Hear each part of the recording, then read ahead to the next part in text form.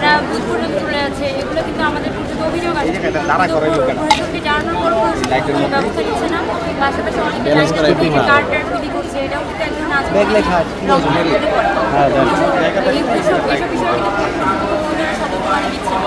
আবার আমরা যেটা গতকালকে একটা অত্যন্ত হয়রানির শিকার হয়েছিলাম, সেটা হচ্ছে পোলিং এজেন্ট যে কেন্দ্রে আমরা পোলিং এজেন্ট দিয়েছি সেখান থেকে চেঞ্জ করে অন্য কেন্দ্রে পোলিং এজেন্টে পাঠিয়ে দেওয়া হয়েছিল এবং বিশেষ করে মেয়ে কেন্দ্র থেকে তাদেরকে ছেলে কেন্দ্রে ট্রান্সফার করে দেওয়া হয়।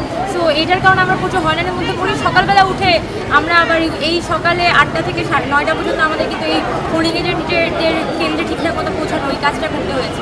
সো ইউনিভার্সিটি প্রশাসন এই হয়রানিটা না করলে আমাদের পক্ষে আরও বেটার ফাংশন করা সম্ভব হতো। কালকে সারাটা রাত এই পোলিং এজেন্ট সংক্রান্ত সমস্যা আমরা খোঁজ পেয়েছি যে এরকম অনেক প্রার্থীরা আছেন যারা কেন্দ্রের ভিতরে ঢুকে যাচ্ছে। প্রার্থীরা তো কেন্দ্রের ভিতরে ঢুকার আসলে কথা না, কিন্তু এটার পরও দেখছি যে এই আচরণবিধিটা লঙ্ঘন হচ্ছে না। আবার পোলিং এজেন্ট কীভাবে করে সিলেক্টেড হয়েছে এটার কোনো প্রপার ব্যাখ্যা কিন্তু দেওয়া হয়নি, যে কোন প্যানেল থেকে কোন ধরনের পোলিং এজেন্ট নেওয়া হয়েছে, স্বতন্ত্র প্রার্থী থেকে কী ধরনের পোলিং এজেন্ট নেওয়া হয়েছে। তাই আমরা আশঙ্কা প্রকাশ করছি যে এইভাবে পোলিং এজেন্ট সিলেক্ট করার কারণে আমাদের হয়তো ভোট গণনার সময় কোনো একটা ইম্প্যাক্ট দিতে পারে। দেশে দেশে সবার সাথে দ্য নিউজ।